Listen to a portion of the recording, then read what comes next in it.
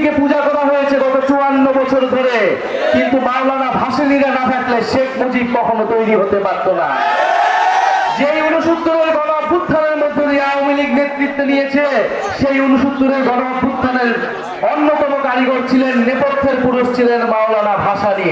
সংগ্রামী বন্ধুগণ, আমরা মাওলানা ভাসানীকে বাংলাদেশের অন্যতম স্থপতি, বাংলাদেশের অন্যতম ফাউন্ডিং ফাদার্স মনে করি। বাংলাদেশের কোনো একজন জাতির পিতা নয়, বাংলাদেশে অনেকজন জাতির পিতা রয়েছে, তার মধ্যে অন্যতম রয়েছে মাওলানা ভাসানী। এই টাঙ্গাইলের শাড়ি, যেই শাড়ি জামদানির মতো বিখ্যাত, মুসলিমের মতো বিখ্যাত, সেই টাঙ্গাইলি শাড়ির জিআই প্রোডাক্ট নিয়েছে ভারতের পশ্চিমবঙ্গ। টাঙ্গাইল শাড়ি নামে কিভাবে ভারতে জিআই প্রোডাক্ট দিতে পারে, এই প্রতিবাদ আমরা তখনও জানিয়েছিলাম। বিসমিল্লাহির রহমানির রহিম। প্রিয় টাঙ্গাইলবাসী, আসসালামু আলাইকুম। আপনারা দীর্ঘ সময় ধরে এই দপ্তরদের মধ্যে আমাদের বক্তব্য শুনছেন, এজন্য আপনাদেরকে ধন্যবাদ জানাই, কৃতজ্ঞতা জানাই।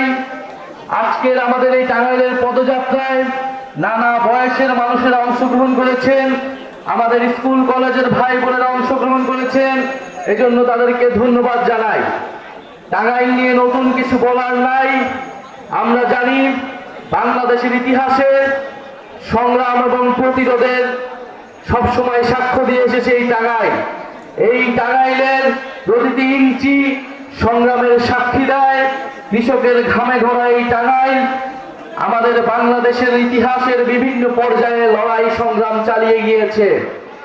টাঙ্গাইলে আসলেই প্রথম যেই নামটির কথা বলতে হয়, তিনি হচ্ছেন মেহনতি মানুষের নেতা, গণমানুষের নেতা মাওলানা হামিদ খান ভাসানী। আমাদের পূর্ববর্তী বক্তারা মাওলানা হামিদ খান ভাসানী সম্পর্কে বলেছেন। ভাসানী শুধু বাংলাদেশ নয়, পুরো উপমহাদেশের একজন অনন্য রাজনৈতিক পুরুষ ছিলেন। ভাসানীর রাজনীতি শুরু হয়েছিল সেই আসামে।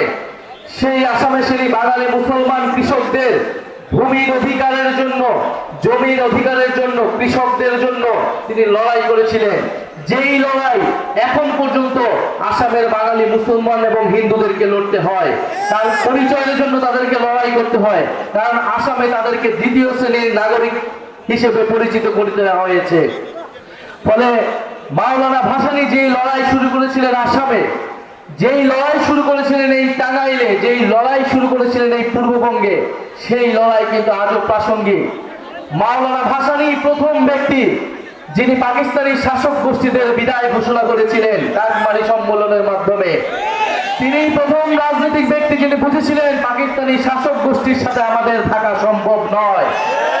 তিনি মাওলানা ভাসানী হচ্ছেন এমন রাজনৈতিক পুরুষ যিনি স্বাধীনতার পরে বলেছিলেন, আমরা পিণ্ডির জিঞ্জির ভেঙেছি দিল্লির দাসত্ব করার জন্য নয়, দিল্লির গোলামি করার জন্য নয়।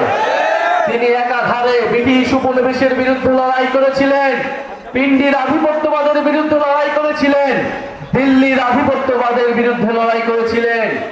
মাওলানা ভাসানী আমাদের ফারাক্কা লং মার্চে নেতৃত্ব দিয়েছিলেন।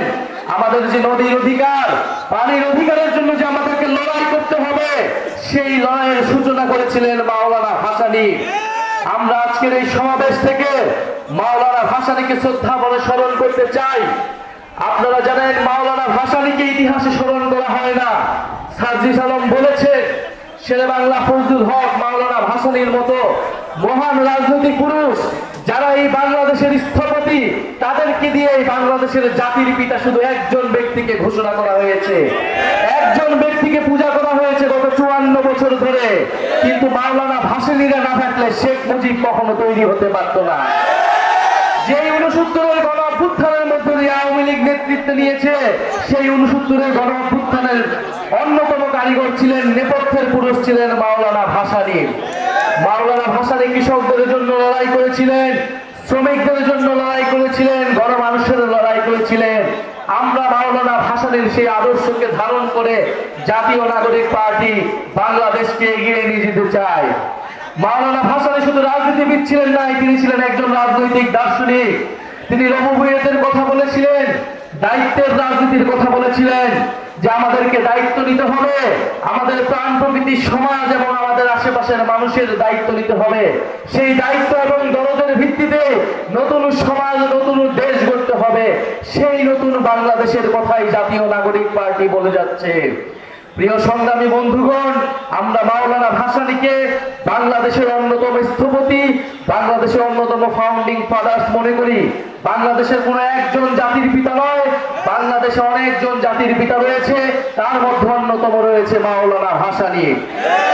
সংগ্রামী বন্ধুগণ, আমরা গতকাল সেই মাওলানা ভাসানীর কবর জিয়ারত করেছি এবং মাওলানা ভাসানীর সেই দরবার হলে আমরা বসেছি কৃষকদের সাথে, আমরা বসেছি তাঁতি শিল্পীদের সাথে।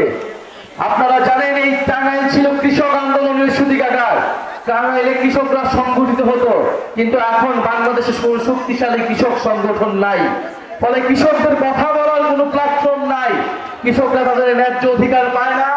বীজ, সার এগুলোর দাম বেড়েছে, সরকারের থেকে ভর্তুকি পাওয়া যায় না, এবং কৃষকরা যখন বিক্রি করতে যায় তখন মধ্যস্বত্বভোগীদের তাড়নায় তারা সেই ন্যায্য মূল্য পায় না।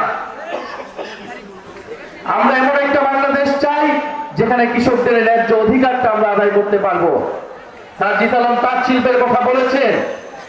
এই টাঙ্গাইলের শাড়ি, যেই শাড়ি জামদানির মতো বিখ্যাত, মসলিনের মতো বিখ্যাত, সেই টাঙ্গাইলি শাড়ির জিআই প্রোডাক্ট নিয়েছে ভারতের পশ্চিমবঙ্গ। টাঙ্গাইল শাড়ি নামে কিভাবে ভারতের জিআই প্রোডাক্ট দিতে পারে, এই প্রতিবাদ আমরা তখনও জানিয়েছিলাম। মাত্র 2-3 বছর আগে এই ঘটনা ঘটেছে।